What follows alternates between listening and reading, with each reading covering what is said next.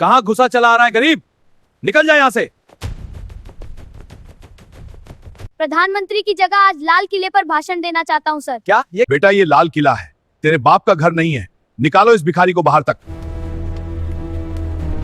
गणतंत्र का असली नायक राजू। तारीख 26 जनवरी 2026। स्थान लाल किला दिल्ली। 1। बंद कमरों का सौदा। धौलपुर के सरकारी स्कूल में हवा जहरीली थी। प्रिंसिपल रमेश शर्मा और सरपंच रणवीर सिंह ने मिलकर देश के सबसे बड़े मंच को एक सौदे में बदल दिया था। सरपंच ने अपनी तिजोरी खोली और प्रिंसिपल ने स्कूल का जमीर बेच दिया। तय हुआ कि सरपंच का बेटा अंकुर लाल किले जाएगा। अंकुर जिसके पास महंगे जूते थे, चमकते कपड़े थे, लेकिन शब्दों में कोई जान नहीं थी। उसी समय क्लास की आखिरी बेंच पर बैठा राजू अपनी फटी हुई शर्ट के बटन को तागे से जोड़ने की कोशिश कर रहा था। उसके पास जूते नहीं थे, लेकिन उसके पास एक ऐसी आवाज थी जो सोए हुए समाज को जगा सकती थी। 2। वो पल जिसने इतिहास बदल दिया। 24 जनवरी को जब मुख्यमंत्री के सहायक विनय कुमार स्कूल पहुंचे तो अंकुर ने तोते की तरह रटा हुआ भाषण शुरू किया, बेजान और बनावटी। तभी भीड़ को चीरती हुई एक आवाज आई, सर रुकिए, मैं इससे कहीं बेहतर भाषण दे सकता हूं।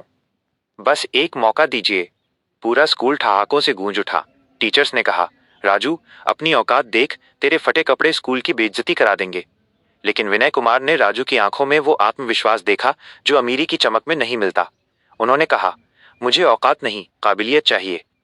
15 मिनट के बंद कमरे के इंटरव्यू के बाद विनय कुमार बाहर आए और उनके चेहरे पर एक अजीब सी शांति थी। उन्होंने ऐलान किया, लाल किले पर राजू बोलेगा। 3। अपमान की आग और लालटेन की रोशनी। अगले 2 दिन राजू के लिए कांटों भरे थे। स्कूल में उसे भिखारी कहकर चिढ़ाया गया। सरपंच ने उसे डराने की कोशिश की, लेकिन राजू ने हार नहीं मानी। वो रात भर मिट्टी के तेल की लालटेन की मध्यम रोशनी में अभ्यास करता रहा। उसकी मां ने उसके सिर पर हाथ रखकर बस इतना कहा, तारांकन बेटा, तू डरना मत, तू हम जैसे हजारों गरीबों की आवाज है। 4। लाल किले की प्राचीर से सत्य का उद्घोष। 26 जनवरी की दोपहर। लाल किले का मंच। प्रधानमंत्री, राष्ट्रपति और पूरी दुनिया की नजरें उस छोटे से दुबले पतले लड़के पर थीं। राजू जब पोडियम पर खड़ा हुआ तो उसकी फटी शर्ट और सांवला रंग देखकर कुछ लोग फुसफुसाए। राजू ने एक गहरी सांस ली और बोलना शुरू किया, आदरणीय प्रधानमंत्री जी और मेरे प्यारे देशवासियों, आज मैं यहाँ सिर्फ तारीफें करने नहीं आया, बल्कि अपने देश को सच का आईना दिखाने आया हूँ। पूरा मैदान खामोश हो गया। राजू ने आगे कहा, हमारा संविधान कहता है कि हम सब बराबर हैं, लेकिन क्या सच में? जब मुझे यहाँ आने का मौका मिला तो मेरे कपड़ों को देखकर मुझे भिखारी कहा गया। मुझसे कहा गया कि गरीब का बच्चा अगर मंच पर गया तो देश की बेइज्जती होगी। क्यों?